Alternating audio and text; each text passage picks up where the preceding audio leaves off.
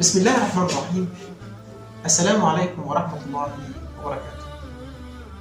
عايز أقول لكم، عارفين إيه اللي بيخلي المجتمع يعيش؟ مش البيوت ولا العمارات ولا التكنولوجيا ولا الكلام ده. اللي بيخلي المجتمع واقف على رجليه هي القيم الإنسانية، الرحمة والعدل والتعاون والاحترام والصدق. ولو رجعنا نبص حوالينا هنلاقي إن القيم دي أول مكان بتزرع فيه هو الأسرة. البيت ده هو المدرسة الأولى اللي إما يطلع جيل يبني البلد أو جيل يهدها. النبي صلى الله عليه وسلم قال: خيركم خيركم لأهلي وأنا خيركم لأهلي. يعني البداية من البيت، يعني يكون طيب وحنون مع أهله، أكيد هيطلع بره رحيم مع الناس. الرحمة، ربنا سبحانه وتعالى قال: وجعل بينكم مودة ورحمة. الرحمة مش بس بين الزوج والزوجة، ده بين الأب وأولاده وبين الإخوات، حتى بين إحنا وبين الكبار. القدوة، الأب أو الأم لما يقولوا لعيالهم خليك صادق وهم يكذبوا، الولاد هيتعلموا الكذب. النبي صلى الله عليه وسلم كان قدوة عملية، كان خلقه القرآن. العدل في البيت، لازم الأم والأب يعدلوا بين ولادهم في المعاملة. الرسول صلى الله عليه وسلم قال: اتقوا الله واعدلوا بين أولادكم.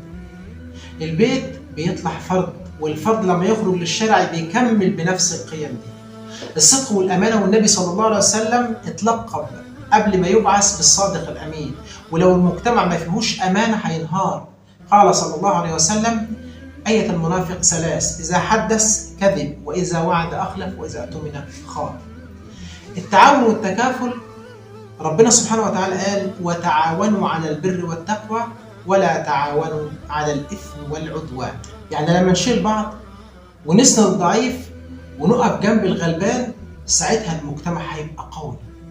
الرحمة بالناس، الرسول صلى الله عليه وسلم قال: الراحمون يرحمهم الرحمن، ارحموا من في الأرض يرحمكم من في السماء.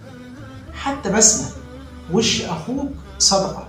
احترام الكبير، النبي صلى الله عليه وسلم قال: ليس منا من لم يرحم صغيرنا ويوقر كبيرنا. يعني المجتمع من غير احترام متبادل هيتحول لفوضى.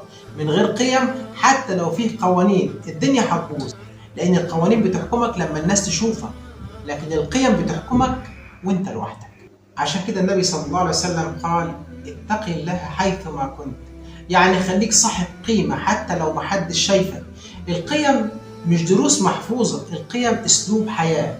ابدأ بيها من بيتك، كلمة طيبة، عدل مع أولادك، احترام زوجتك وأهلك، وانشرها في المجتمع.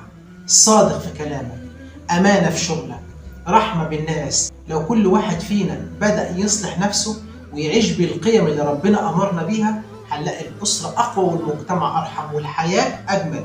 القيم مش رفاهية، القيم دي أساس الحضارة وأسلوب حياة. تحياتي، وكل سنة وأنتم طيبين، وأتمنى لكم السعادة في الدنيا والآخرة إن شاء الله. السلام عليكم ورحمة الله وبركاته. السلام عليكم.